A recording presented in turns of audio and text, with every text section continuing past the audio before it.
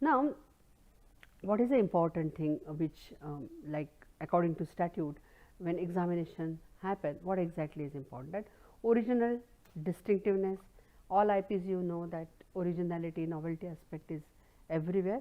So, obviously, here original and distinctive, that characteristic of that circuitry design is obviously it should be exhibited, capable of distinguishing from any other layout design, yes.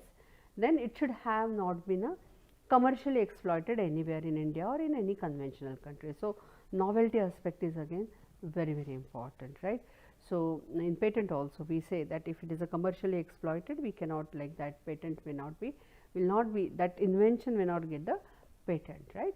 So, similarly it is a semiconductor integrated circuit layout design.